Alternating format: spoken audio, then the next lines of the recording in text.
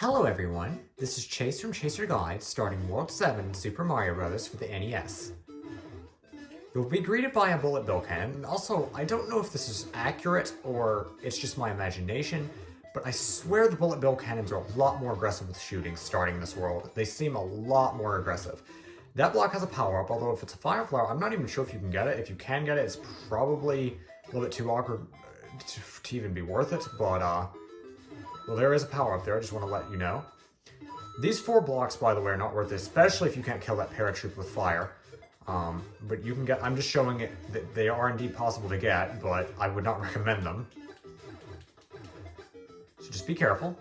Right here, another thing that I don't think is worth it, it's more worth it than the 4 blocks, but you can get a 10 coin block there, but it's not worth it because the bullet bill makes it kind of deadly. There's Hammer Bros now. Yeah, you can tell we're getting late into the game. I don't think there's any power-ups in these blocks or coins or anything. Right here above this pipe, there's a secret 1-up. Remember, this 1-up only appears if you get all the coins in 6-3 or warp here from the 4-2 warp zone to warp 7. Anyway, go down this pipe, and it's a coin room. It skips just a tiny portion of the level, and it basically doesn't skip anything important, so basically this is all a gain. So I would definitely go down that pipe, come back up, and you'll be greeted by another bullet bill cannon, because there's a ton of those in this level. I'd recommend taking these out with fire if you have it, but the ones on the blocks aren't that bad anyway. You can take them out pretty easily, if you wanted to, even if you don't have fire. Right here is a power-up. You can use the spring to hit the block and probably get up there, but I don't know why you would. I'm really not sure why that spring's even there, because it's way easier to do it like that, and it keeps you out of the way of bullet bills, so I'm quite perplexed as to what the point of the spring even is, but I'll take it.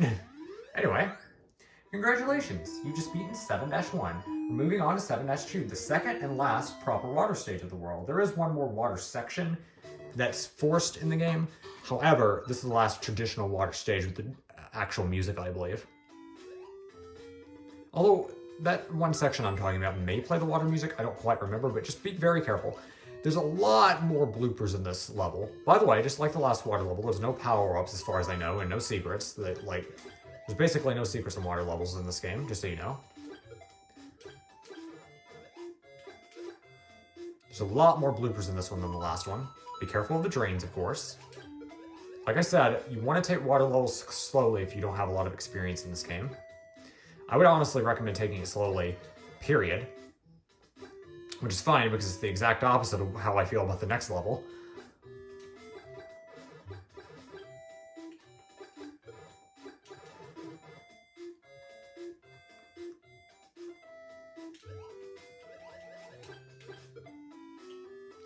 I'm going a little bit hastily, but not too badly. Definitely recommend taking your time, though. I emphasize that. And definitely take out the bloopers if you have the ability to. Just take your time and take them out, because they are quite the deadly creatures. The Cheep Cheeps, as long as you're careful, they should be fine.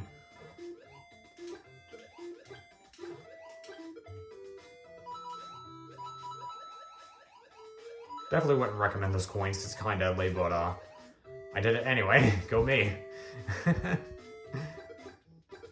I'm actually surprised I hit the other Cheep Cheep and not the first one, but oh well. Go through this pipe and you'll be out of the water section. Congratulations, we're almost at the end of 7-2. Right here's the flagpole, and there we go. Now, I apologize for this next level, but I'm going to go extremely fast compared to my most stages. I believe it's 2-3 that this is similar to. I may be mistaken with the world and level number. But the stage is very advantageous to go fast, and it's very difficult if you don't go fast. It's one of these levels with the flying Cheep Cheeps. Also, by the way, got all the coins because it's a -3 level for life to appear in 8-1. Right here's a power-up if you want it, but I'm not even going to bother because I really don't want to let that throw my rhythm off, but I just want to show that off. Be careful with that paratroop. It's not too bad, though. That was close, but it's not that big of a deal. The stage makes me nervous if you can't tell. You can probably tell it in my voice. Oh well. It's not that bad of a stage, and I apologize for going through it so fastly, but it's very difficult to go through that stage slowly, like I said. So, congratulations, you've just beaten 7-3 and just watched a speedrun to an extent. 7-4 is not that hard of a level. I think the beginning's probably the hardest part, but it's another maze level. And luckily for you, I know the secret path. And I will share that with you, because I'm your handy-dandy guide. The proper path, before we begin, is bottom, middle, top for this first section. So bottom, middle, top. So go down this lower section.